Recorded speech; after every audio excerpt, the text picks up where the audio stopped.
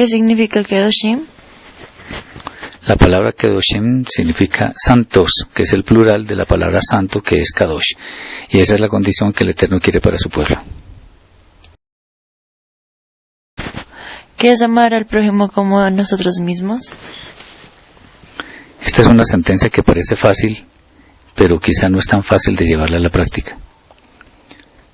Amar al prójimo como a nosotros mismos es tenerle el mismo aprecio que nosotros tenemos por nuestra alma.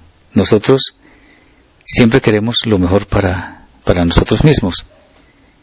Nadie aborrece o nadie se aborrece a sí mismo. Y esa es una conducta que deberíamos guardar hacia el prójimo. Si nosotros nos amamos y queremos lo mejor para nosotros mismos, eso exactamente es lo que deberíamos querer para nuestro prójimo. Un amor tan grande que pareciera ser como el que nos tenemos a nosotros mismos. ¿Por qué no se puede practicar la adivinación? La adivinación es algo abominable a los ojos del Eterno. Y es muy sencillo. Porque se está pretendiendo tomar, por decirlo así, atajos para conseguir algún bienestar personal o incluso para tomar venganza de otra persona. Puede que en algunos casos funcione, porque el Eterno lo permite, pero no porque sea una práctica buena, sino porque esto tiene que ver con las fuerzas del hombre para querer obtener algo que el Eterno mismo le puede dar de acuerdo con su santa voluntad. En la adivinación se consultan personas que tienen ciertos poderes para que digan algo referente al futuro o para hacer algo con el cual se recupere algún tipo de cosa. En fin, existen muchos tipos de objetivos por los cuales una persona podría practicar o acudir a la adivinación. Lo mejor es acudir al Eterno y pedir que su voluntad se haga en nuestra vida para estar a cuentas con Él. ¿Por qué es tan grave maldecir al padre o a la madre? Nuestros padres son las personas que el Eterno ha puesto como sus representantes en la tierra dentro de la familia. Son las personas que guían, son las personas que proveen, y este papel es similar al que hace el Eterno. El Eterno nos guía por medio de su Torah, el Eterno es el que nos provee de todas las cosas que necesitamos. Y el padre y la madre son, dentro del seno de nuestra familia, las personas que hacen todas esas cosas. Entonces, al ser como los representantes del Eterno mismo, al maldecirlos a ellos es como si estuviéramos maldiciendo al Eterno mismo, lo cual es terriblemente grave. ¿En qué consiste una vida de santidad? Una vida de santidad consiste en la perfecta obediencia a las órdenes del Eterno, sin desviarnos ni a izquierda ni a derecha. Pero esa obediencia la observamos con amor y por temor al Eterno. Amor y temor, las dos cosas importantes que debemos tener en cuenta para obedecer la santa voluntad del Eterno. La santidad entonces es vivir en armonía con el Eterno, y esto es obedeciéndole según Él tenga determinado en su Torah. ¿Por qué el Eterno insiste tanto en que hay que ser santos? El Eterno insiste en la santidad de su pueblo porque Israel debe ser luz a las demás naciones. Esto significa que es el pueblo llamado a mostrar cómo es que se debe tener una relación íntima con el Eterno obedeciendo sus estatutos. Entonces es Israel el pueblo más llamado a ser santo como el Eterno es santo. ¿Por qué no se podían comer frutos de la tierra durante 3 años? Porque se consideraban frutos incircuncisos, o sea, pertenecientes a las personas que estaban en la tierra antes de llegar el pueblo de Israel, que eran pueblos paganos. Entonces era una forma de practicar santidad, evitando contaminarse con lo que habían dejado las naciones que estaban asentadas en aquella tierra. ¿Por qué no se puede ir donde los adivinos?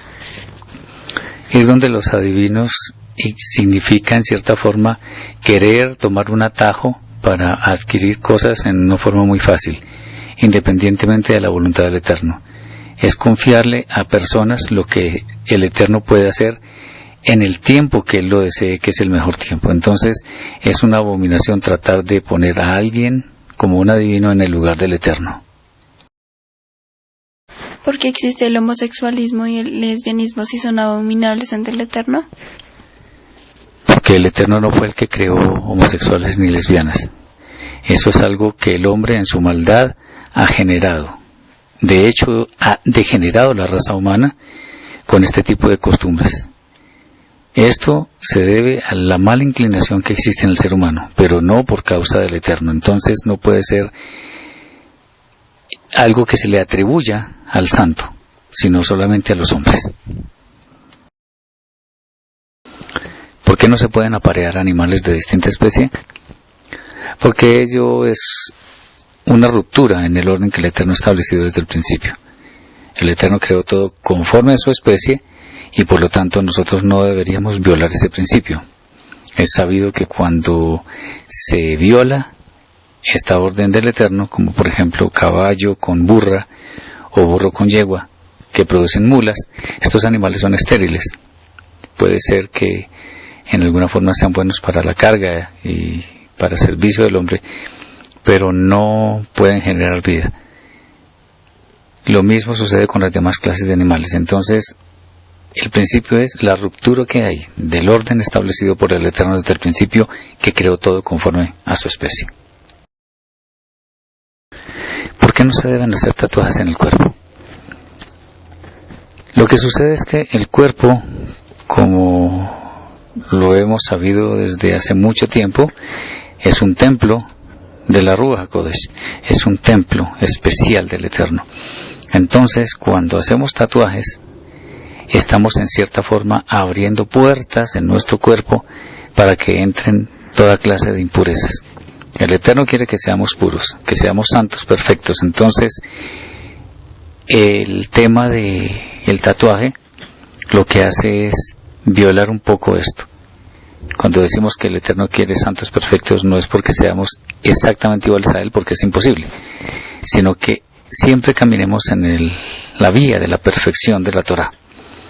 Entonces, un tatuaje lo que hace es violar este principio. Además, para una persona que esté aferrada a la Torah, un tatuaje es algo que realmente hace lucir mal al cuerpo, aunque muchas personas fashionistas, por decirlo de alguna forma, estén de acuerdo con esto. Un tatuaje no le da belleza al cuerpo, se la quita más bien.